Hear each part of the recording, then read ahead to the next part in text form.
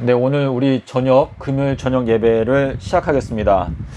우리 오늘 저녁에 저희가 함께 살펴보려고 하는 말씀은 주님의 이름 또는 여호와의 이름에 대해서 저희가 함께 살펴보려고 하는데, 우리 로마서 10장 13절에서 사도 바울이 말하기를 누구든지 주의 이름을 부르는 자는 구원을 얻으리라 라고 말씀을 하셨습니다. 자, 근데 이 말씀은 요엘서 2장 32절에 있는 말씀을 인용한 것인데, 요엘서 2장 32절에서는 여호와의 이름을 부르는 자는 구원을 얻는다라고 말씀을 하시고 있습니다.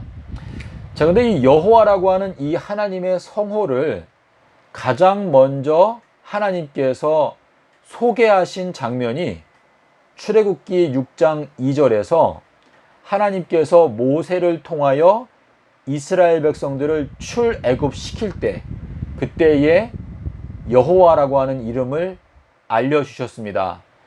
자, 이것은 아브라함이나 이삭이나 야곱이 한 번도 들어보지 못했던 이름인데, 왜 이 여호와라고 하는 이름을 출애굽 사건을 할 때에 주셨을까 하는 것을 저희가 생각해 볼 때, 이 여호와라고 하는 하나님의 성호는요, 주님의 십자가 사건과 직결되어 있는 이름이라는 것을 저희가 생각할 수가 있습니다.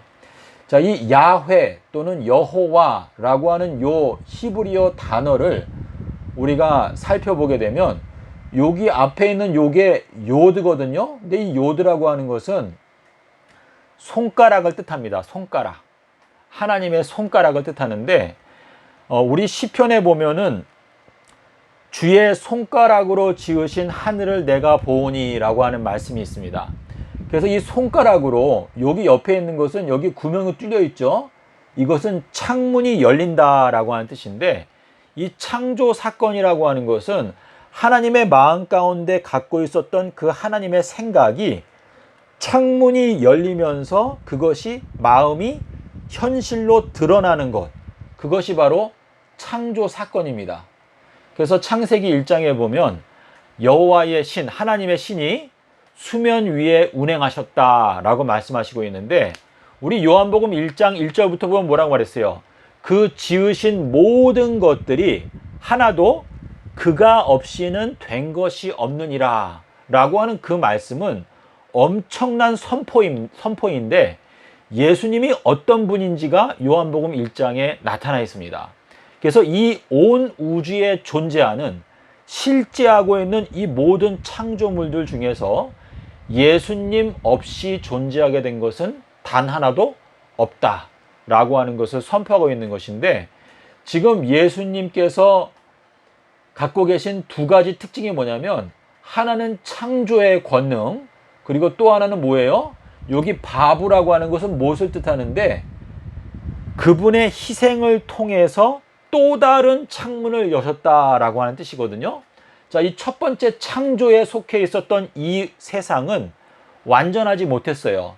그 뜻은 뭐냐면, 이 창조에 속한 세계에는 사망도 있었고 음부도 있었어요. 그래서 너희가 이 열매를 따먹으면 너희가 반드시 죽는다라고 하는 선포가 있었죠. 하지만 주님께서 세우시는 그분의 희생적인 사랑으로 말미암아 세워지는 새 예루살렘 시대는 더 이상 사망과 음부가 존재할 수 없는 세상을 주님께서 만드신다 라고 하는 뜻이거든요.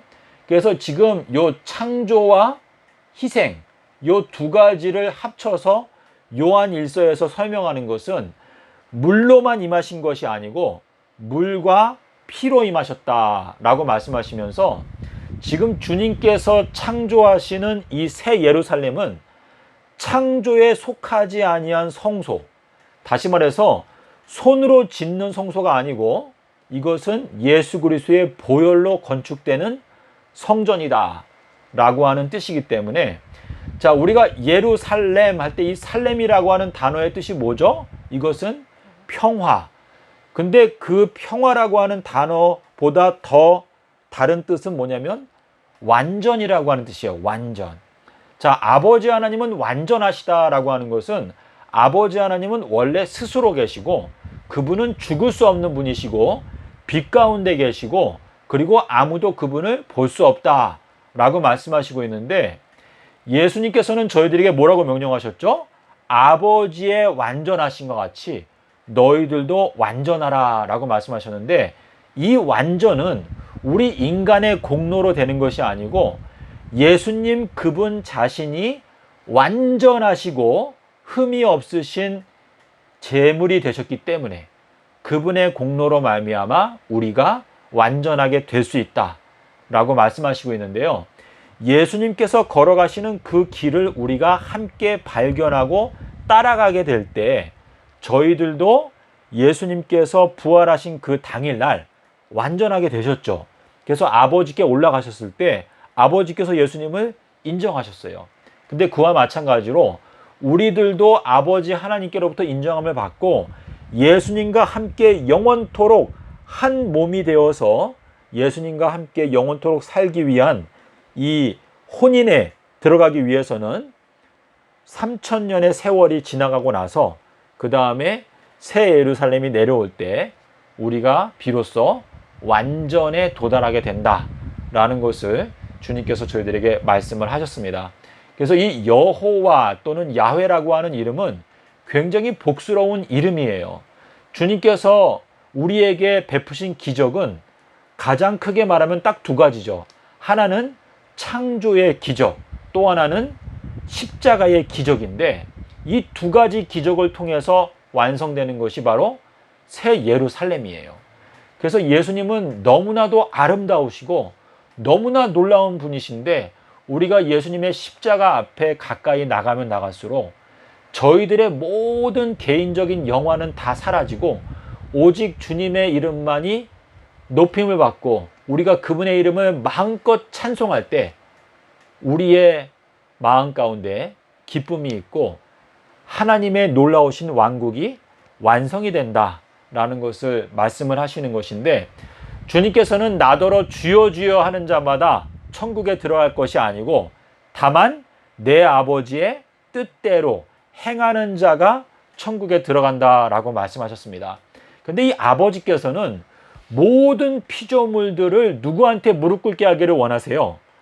아들에게. 그래서 아버지께서 말씀하셨어요. 내가 너의 모든 원수들이 너의 발 앞에 무릎 꿇게 할 때까지 너는 나의 우편에 앉아 있으라 라고 말씀하셨는데 시편 138편 2절에 가면은요.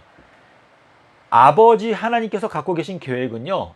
이 우주에 존재하는 모든 이름 가운데서 말씀 대신 예수님의 이름을 가장 높이는 것이 아버지의 뜻입니다. 그래서 아버지께서는 구름 속에서 말씀하셨어요. 너희들은 내가 사랑하는 나의 아들의 말을 들어라 라고 이렇게 말씀하셨습니다. 자, 우리 하나님께서 우리에게 주시는 새 이름은 뭐죠? 이사야서 62장 4절에 보면 뭐라고 말했죠? 헵시바라고 말씀하셨어요.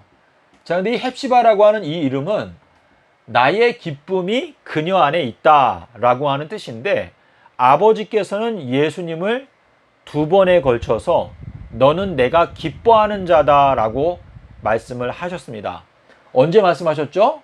서기 26년도에 침례받고 물에서 올라오실 때 하늘이 열리고 비둘기 모양의 성령이 내려오면서 너는 내가 사랑하는 아들이고 내가 기뻐하는 자다라고 말씀하셨습니다. 자, 그리고 예수님께서 이제 공생애를 시작하시고 공생애를 3년째 하셨을 때 어디에서? 변화산에서. 그러니까 요거는 29년이죠. 29년에 변화산에 올라가셨을 때 어떻게 됐어요? 구름 속에서 소리가 나기를 이는 내가 사랑하는 아들이고 내가 기뻐하는 자니까 너희들은 내 아들의 말을 들어라 라고 말씀을 하셨습니다. 그래서 이 두 가지 사건을 통해서 아버지 하나님께서는 예수님을 뭐라고 부르신 거예요? 너는 내가 기뻐하는 자다, 헵시바다 라고 이렇게 불러주신 것인데 우리가 주님의 이름을 부른다라고 하는 것은 주님께서 아버지께서 사랑하시고 기뻐하시는 자라는 것을 우리가 깨닫고 알 때 주님의 이름을 부르는 것인데 자, 지금 이사야서 9장 6절에서는 주님의 이름을 뭐라고 말했죠? 이사야서 9장 6절에서는 이사야서 9장 6절은 우리가 다 알고 있죠? 뭐라고 말했죠? 한 아기가 우리에게 태어났고 한 아들을 우리에게 주신 바가 되었는데 그의 어깨에는 정치권을 메었고 그리고 그의 이름은 무엇이다?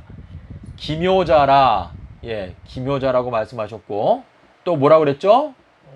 모사라. 자, 우리 두 가지만 보겠는데 이 모사는 뭐라고 그랬어요, 집사님? 네. 모사는 이거는 모략이란 뜻이죠? 예, 모략을 또 무슨 뜻이 있다고 그랬죠? 이 모략이? 예. 모략은 척추뼈. 예, 척추뼈. 자, 우리가 이제 히브리어를 보게 되면은 이 모략이라고 하는 단어가 척추뼈라고 하는 단어예요. 그래서 우리 인간의 몸은 주님께서 완성하고자 하는 새 예루살렘 또는 예수 그리스도의 몸 전체의 이 청사진이다 라고 우리가 생각할 수가 있는데 주님께서 우리 척추뼈를 몇 개로 만드셨다고 했죠? 33개. 예, 33개의 척추뼈를 만드셨다. 자, 근데 우리가 오늘 살펴보려고 하는 것은 기묘자라고 하는 단어인데 기묘자는 뭐예요? 네, 기묘자는 기적. 기적이라고 말씀을 드렸죠. 그래서 기적이라고 하는 게 그의 이름은 기적이다 라고 이렇게 말씀하셨는데 자, 이 기적이라는 게 어디에 들어있어요? 여기에 들어있죠. 주님의 성호 여호와라고 하는 이름 속에 뭐가 들어있는 거예요? 창조의 기적 그리고 십자가의 기적 이 두 가지 기적이 들어있는데 자, 주님께서 요한복음 12장 37절에 보면은 뭐라고 기록했죠? 요한이 예수께서 이렇게 많은 표적들을 행하셨지만 이게 뭐예요?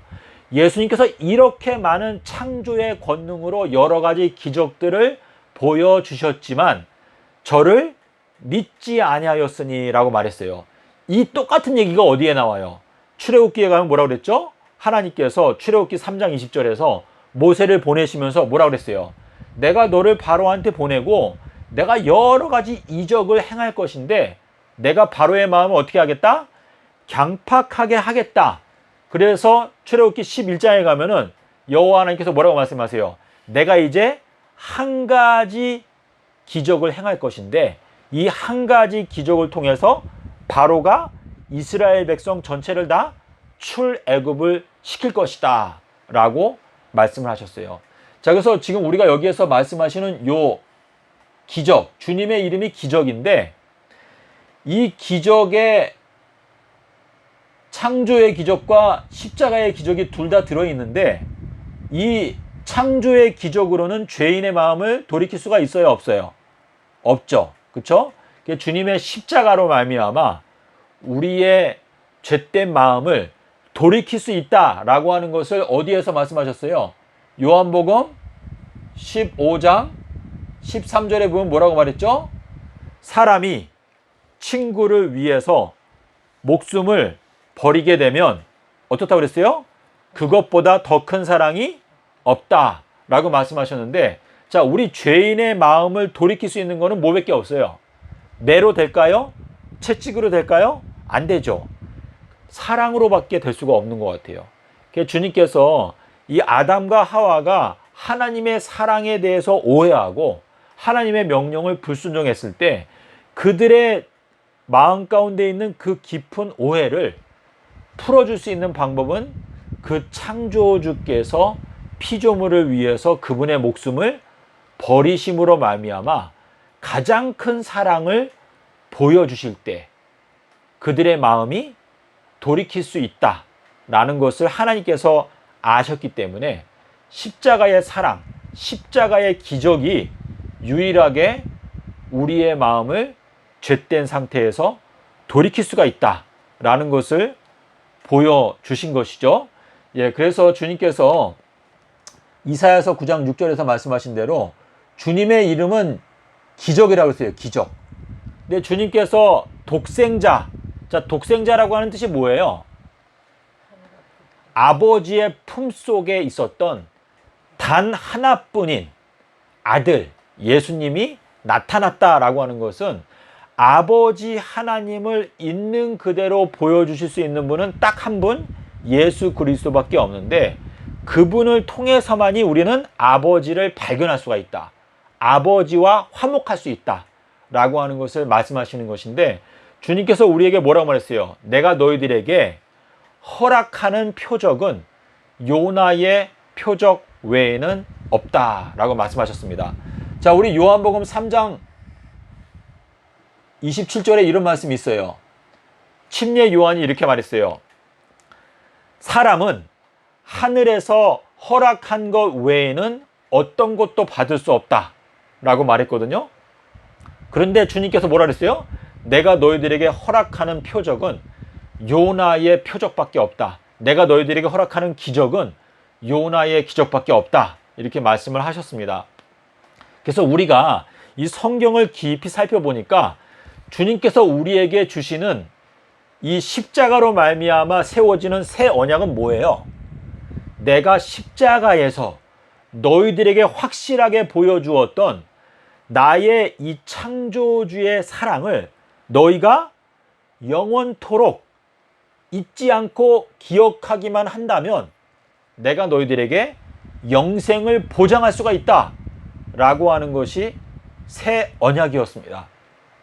자, 이 언약이라는 것이 깨지지 않기 위해서는 어때야 돼요? 그 언약을 지켜야죠. 그래서 이 언약을 지킨다는 것은 우리가 남녀간에 결혼할 때에는 결혼 반지를 끼고 그리고 약속을 합니다. 그와 마찬가지로 주님께서 우리에게 십자가를 통해서 언약을 하실 때는 내가 너희들에게 실제적으로 나 자신을 희생하고 보여주었던 이 십자가의 사랑을 너희가 영원토록 잊지 않는다면 내가 영생을 보장하겠다라고 하는 약속을 하신 것인데, 이것이 바로 어디에 나와 있어요? 출애굽기 13장 8절과 9절과 16절에 보면 십자가의 기념일이 언제예요? 아비벌 15일. 그래서 이 아비벌 15일을 뭐라고 말씀하셨죠? 이것을 이마의 표라고 말씀하셨어요. 이마의 표. 자, 근데 이 이마의 표가 어디에 나옵니까? 계시록 7장 1절부터 3절에 보면 뭐라 했어요? 동편 해 돋는 곳에서 한 천사가 하나님의 인을 갖고 올라와서 어떻게 한다고 그랬죠? 우리가 하나님의 종들의 이마에 인칠 때까지 땅이나 바다나 나무나 해하지 말라 라고 이렇게 말씀하셨는데, 이 인을 받는다라고 하는 것은, 자, 지금 짐승의 표가 있어요. 자, 짐승의 표를 받는 거는 그 사람이 뭐란 뜻이에요? 짐승이라고 하는 뜻이죠. 그렇죠? 하지만 하나님의 인을 받는다라고 하는 것은 하나님의 영을 받은 자이다 라고 하는 의미가 거기에 들어있는 것입니다. 그래서 사도 바울이 고백한 대로 나는 예수께서 십자가에서 죽으신 것 외에는 아무것도 알지 않기로 작정하였다라고 하는 그 말은 예수님의 십자가, 그것이 바로 우리들을 죄로부터 지켜주는 가장 확실한 사랑의 울타리라는 것을 주님께서 말씀하시는 것입니다. 우리가 뭐 성경에 기록이 없기 때문에 이것을 함부로 말하기는 그렇지만, 새하늘과 새 땅에 가더라도 거기에도 선악과 열매가 있을까요? 없을까요? 예, 근데 이거는 이제 우리 영상을 통해서 보시는 분들 때문에 이걸 함부로 말하기는 좀 어려운데, 화인 여사의 경우에는 있다고 말했죠. 그쵸? 제가 알기로는 그래요. 하지만 그 하늘에 가서 우리가 범죄하지 않는 이유는 무엇일까요? 그것은 우리가 예수님의 십자가를 우리의 마음 가운데 기억하고 있기 때문에, 주님께서 나를 위하여 희생하신 그 희생으로 말미암아 우리는 전적으로 그리고 전폭적으로 주님의 명령이라면 무엇이든지 온 마음을 다하여 순종하고자 하는 마음이 생길 수밖에 없기 때문에 우리들은 하늘에서, 새하늘과 새 땅에서 범죄하지 않게 된다는 것을 저희가 알 수가 있습니다. 예, 그래서 우리가 오늘 주님의 이름에 대해서 생각을 해봤는데요. 주의 이름을 부르는 자는 구원을 얻는다 라고 말하니까 이것을 그냥 단순하게 내가 그냥 언제든지 그냥 예수님의 이름만 부르면 구원을 얻는 것이다 라고 그냥 피상적으로 생각할 수 있지만, 주의 이름 또는 여호와의 이름을 부르는 자는 구원을 얻는다 라고 하는 이 말씀은, 자, 우리 시편 91편 14절에 뭐라고 말했죠? 저가 나의 이름을 안즉 내가 저를 높이리라 라고 말씀하셨는데, 여기에서 말씀하시는 이 하나님의 성호는 여호와 하나님, 또 헵시바, 또 기적, 또 모사 이렇게 되어 있는데요. 우리가 오늘 살펴본 핵심은 하나님의 성호는 물과 피로 임하신 예수님의 특성, 그분께서는 창조주이시고 구속주라는 사실, 그리고 헵시바라고 하는 건 뭐예요? 비둘기의 성령을 받게 될 때 아버지 하나님께서는 너는 내가 사랑하는 아들이다 라고 말씀하셨는데, 비둘기의 성령을 받는다라고 하는 것은 순결한 영을 하나님께로부터 받아들인다 라고 하는 뜻이기 때문에, 우리의 마음 가운데 모든 부정직한 것을 제거하고 하나님 앞에서 순결하게 하나님을 섬기기 위해서 노력할 때, 우리들은 헵시바, 나의 기뻐하는 자다 라고 하는 이름을 받게 될 수가 있다 라는 의미가 되겠습니다. 자, 그리고 이제 가장 중요한 것은 이건데요. 세 번째, 주님의 이름은 기적이다. 주님께서 허락하시는 기적은 요나의 기적밖에 없는데, 그 요나의 기적이 주님께는 뭐예요? 인자의 기적이다. 인자가 땅속에서 삼낮 삼밤을 지내리라 라고 하신 그것이 주님의 기적인데, 그 주님의 기적이 온 지구를 다 지금 통치하고 있기 때문에, 이 주님께서 허락하시는 유일한 기적, 이 요나의 기적, 인자의 기적을 통해서 주님께서는 알곡과 가라지를 나누실 뿐만 아니라 잃어버린 양들을 불러 모으는 기적적인 심판을 진행하시겠다라고 하는 의미가 여기에 들어 있습니다. 자, 그래서 우리가 누가복음 2장 10절에 보면은 표적이 나오죠. 그리고 2장 34절과 35절에는 표적의 목적은 사람의 마음 가운데 숨겨져 있는 생각을 겉으로 드러나게 하기 위해서 표적을 주셨다라고 말씀을 하시고 있습니다. 그래서 우리가 누가복음 11장 30절에 가면 인자가 이 세대의 표적이 될 것이다 라고 이렇게 말씀을 하셨습니다. 그래서 이 마지막 때 이 세대에서 요나의 표적을 깨달아야만이 저희들은 양의 무리 또는 알곡에 들어갈 수가 있다는 것을 주님께서 분명하게 이 누가복음 2장 34절 35절을 통해서 말씀을 하시고 있습니다. 그래서 우리 영상을 통해서 보시는 분들, 2022년도는 늦은 비의 해입니다. 늦은 비.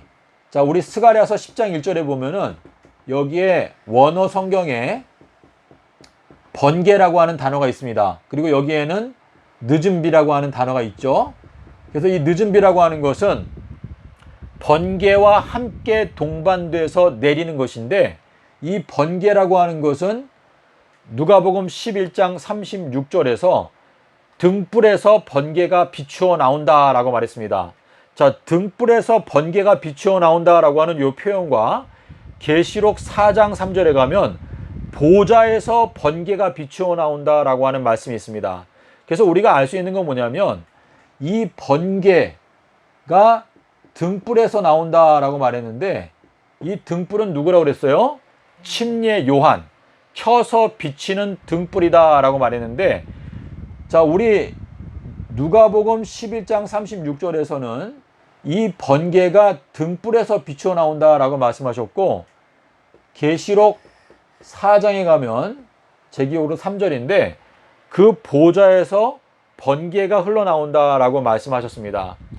자, 그런데 이제 우리가 계시록 10장 1절에 가면은 여기에는 이제 무지개에 대한 말씀이 나오는데, 하늘에서 한 힘센 천사가 펴놓인 책을 갖고 내려오는데 그의 머리에는 무지개가 둘러있다라고 말하고 있습니다. 자, 근데 계시록 4장 여기 3절쯤으로 기억하는데 거기에는 무지개가 보좌를 두르고 있다라고 설명을 하고 있습니다. 예, 그래서 우리가 지금 이 내용을 보게 되면 주님께서 우리의 마음에 좌정하시게 되면 나의 머릿속 보좌에 주님께서 앉아 계신다라고 하는 의미가 되는 것인데, 주님께서 앉아 계시는 사람은 그 사람 자체가 주님께서 통치하시는 나라가 되는 것입니다. 여기서 우리가 요 스가랴서 10장 1절의 내용대로 2022년도에는 주님께서 늦은 비를 내려주신다라고 하는 뜻인데, 여러분께서 이 늦은 비를 받아야만이 열매 맺히는 생애로 들어갈 수가 있고 영생에 들어갈 수가 있습니다. 그래서 2022년도는 저희가 요단강을 건너가는 경험을 해야 되기 때문에 여호수아서 4장 19절에서 말씀하시는 대로 요단강을 건너자마자 그 물이 다시 예전과 같이 흘렀더라 라고 기록하고 있는데, 2022년도에는 지금까지 막혀 있었던 하늘의 문이 열리고 진리의 말씀을 깨달을 수 있는 놀라운 축복이 있는 해라는 것을 마태복음 3장 16절에서 증거하고 있습니다. 그래서 마태복음 3장 16절이 올해 성취가 되는 것이고, 2023년도가 되면 여기에는 계시록 11장 6절 말씀대로 하늘이 닫힌다라고 말씀을 하셨습니다. 그래서 우리가 때와 시기를 분별해서 2022년도에는 우리가 은혜를 받을 수 있는 때이기 때문에 하나님 앞에 나아가서 말씀을 깨닫고자 하면 주님께서 말씀을 깨닫게 해주시는 해라는 것을 저희가 알 수가 있습니다. 그래서 우리가 이 진리의 말씀을 깨닫는 것은요, 주님께서 허락하실 때 깨닫는 것인데, 천국의 비밀을 아는 것이 너희들에게는 허락이 되었지만 저 사람들에게는 허락이 되지 않았다. 마태복음 13장 11절의 말씀처럼 주님의 허락하에서 모든 것이 우리에게 오는 것입니다. 그래서 우리가 주님을 경외하는 마음으로 2022년도에는 주님의 이름을 부른다라고 하는 것이 무엇을 의미하는지 깨닫기 위해서 하나님의 성호, 그리고 헵시바, 그리고 그분의 성호가 기묘자, 또 모사라고 이렇게 말씀을 드렸는데요. 이 모든 것을 다 깨닫게 할 수 있는 가장 핵심적인 열쇠가 바로 마태복음 12장 40절입니다. 그래서 요 요나의 표적을 여러분께서 꼭 관심을 갖고 깊이 연구하시게 되면 날마다 점점 더 밝은 빛으로 나갈 수가 있습니다. 자, 우리 요한복음 1장 5절에 보면은요, 빛이 어두움에 비치지만 어두움이 깨닫지 못하더라 라고 하는 말씀이 있는데, 지금 오늘날 주님께서 진리의 말씀을 비추어 주고 계시는데 많은 사람들이 흑암 가운데 있기 때문에 깨닫지를 못하고 있습니다. 사도 바울이 말한 대로 우리가 깨달은 마음으로 5마디 말을 하는 것이 1만 마디 방언을 말하는 것보다 더 유익하다라고 이렇게 말씀을 하셨는데요. 우리가 깨달음이 없으면 영생에 들어갈 수가 없습니다.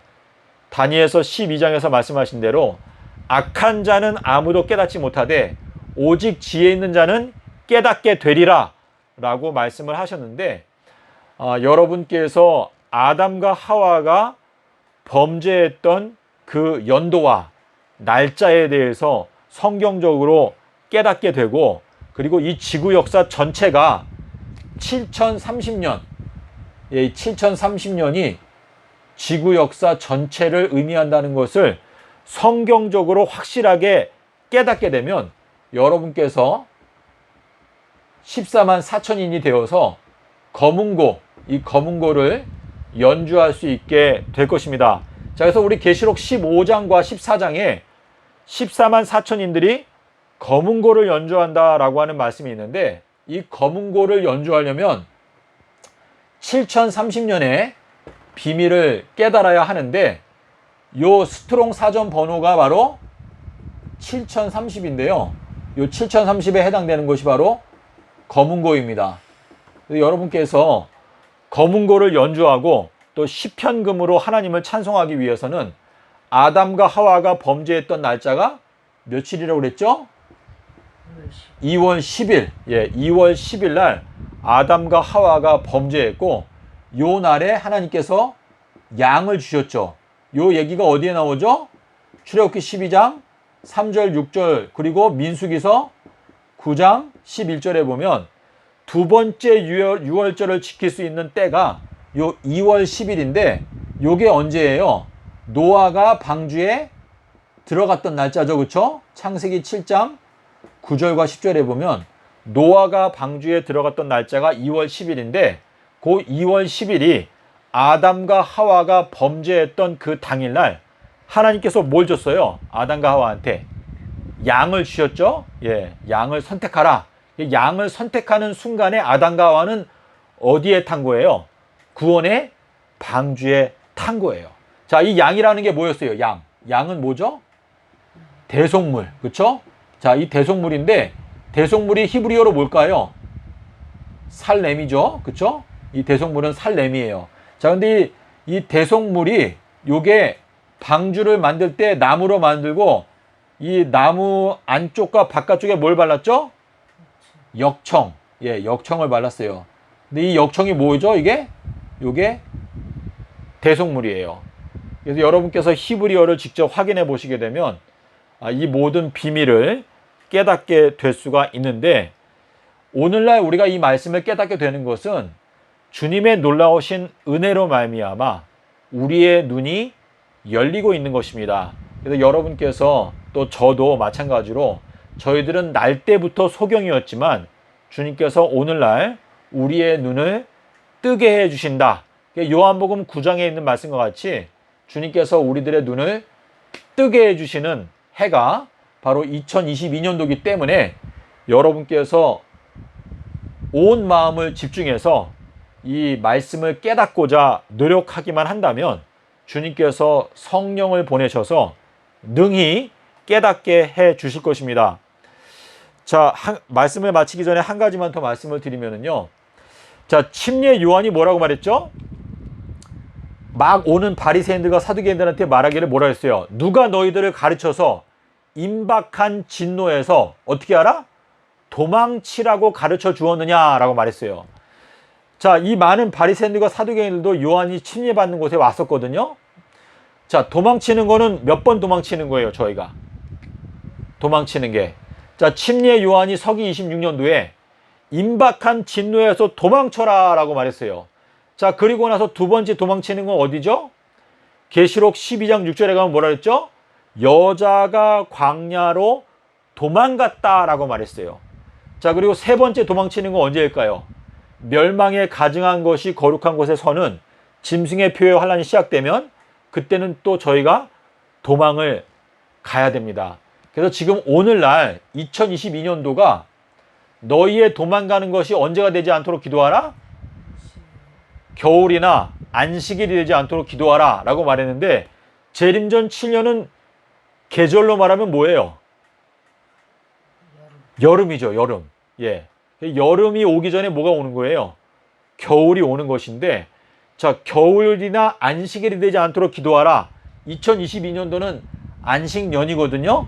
그래서 2022년도에 우리가 진리의 말씀을 향해서 도망치는 것은 굉장히 늦은 것이고 마지막 기회라는 것을 의미하는 거예요. 사실상 벌써 오래전에 우리가 진리의 말씀을 깨닫고 도망쳐야 했는데 지금 어쩔 수 없이 지금 저희가 안식일에 도망가게 된 것입니다. 그래서 2022년도가 안식일에 도망가게 되는 이 마지막 기회라는 것을 생각하고 여러분께서 적극적으로 진리의 말씀 위에 서기로 결심하고 굳게 그 반석 위에 서게 되는 여러분이 되시기를 바라면서 오늘 말씀을 마치겠습니다. 감사합니다.